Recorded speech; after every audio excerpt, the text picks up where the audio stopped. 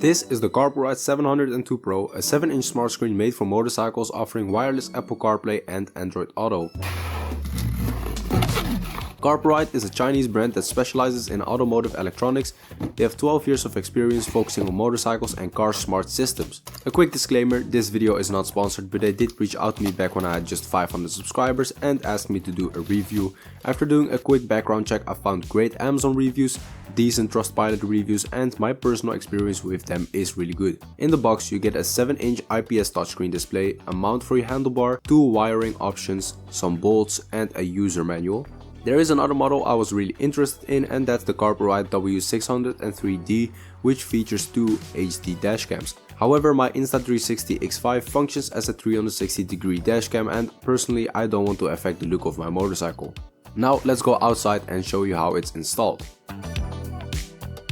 Alright, so installing the mount on your display is super easy. First you loosen up the handlebar extension, take the handlebar clamp and take the 2 nuts. Okay, pause, remove the 2 nuts and make sure you don't lose these.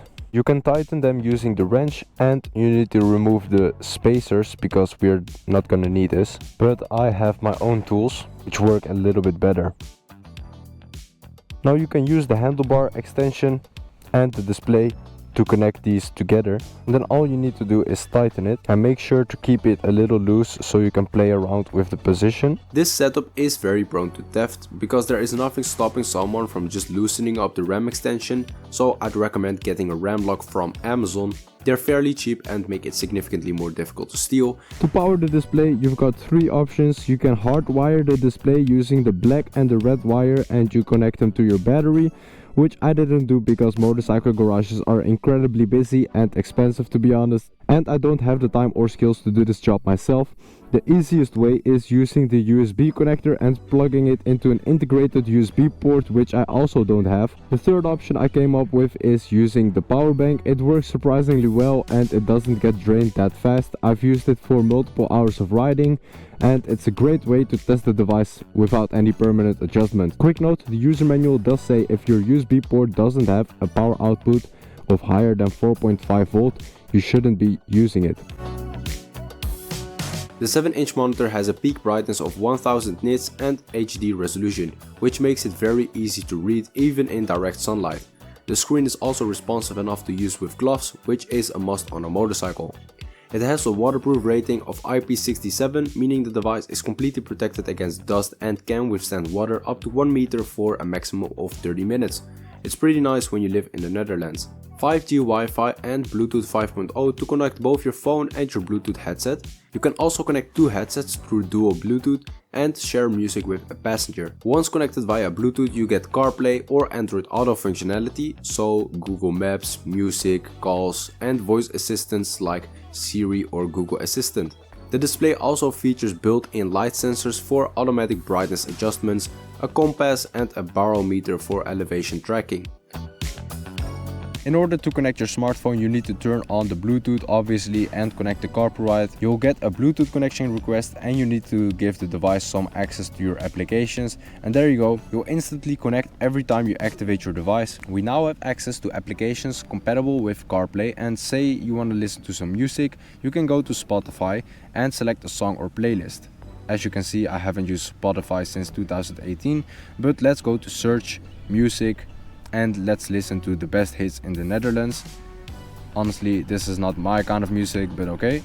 But as you can see, the display is quick and responsive, and now if we add some navigation we can actually go to a split screen mode, and now we can access both music and navigation at the same time, and that's all you need to know. Let's get on the bike and talk about it some more. First thing you notice is how big that 7-inch display really is. Maybe it's a little bit too big for my MT125, I can barely see my dashboard, but on a serious touring bike this would be amazing.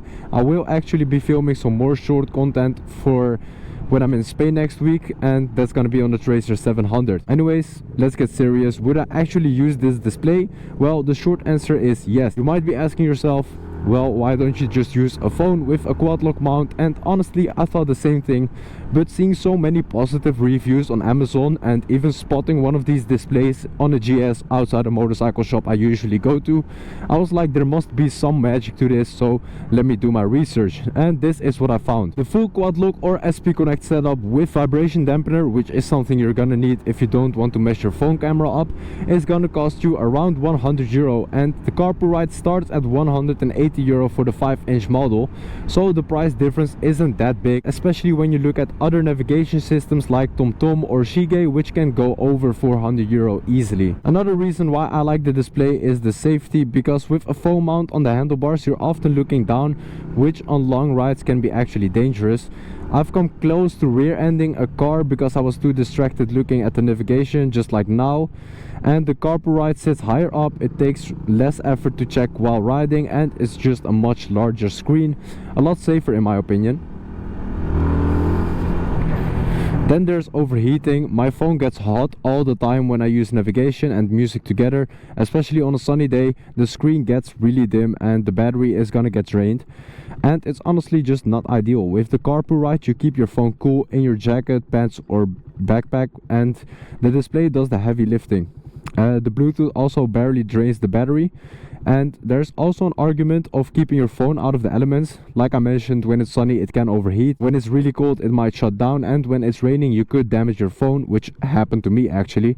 I've got a permanent black spot on my camera now, and the Carpuride is waterproof, IP67 rate, so you don't have that problem there. And depending on where you live, using a phone as a display might get you fined if you touch it, but Carpuride might be more generally accepted. I think that depends on your country, but here in the Netherlands any electronic device can get you fined.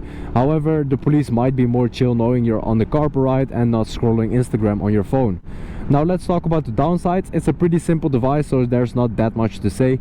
Like I said, the mounting system is not theft proof at all.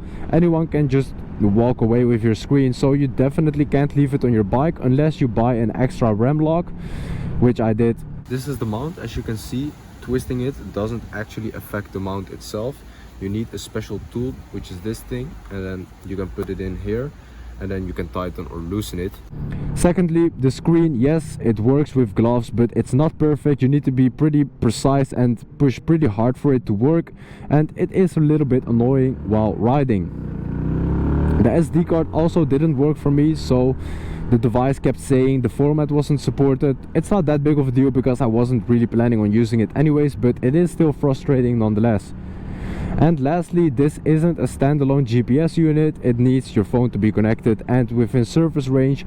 So if you're planning on riding deep in the mountains, you might want to be using downloaded maps from Google Maps. I think that's a solution, but I'm not really sure how that works. So that's the Carpuride 702 Pro. I'm glad Carpuride decided to send me a unit. This was exactly what I needed for longer rides, where I don't want to rely on my phone the whole time. If you're interested in getting yourself one of these, check the links in the description. Thanks for watching and see you guys in the next one.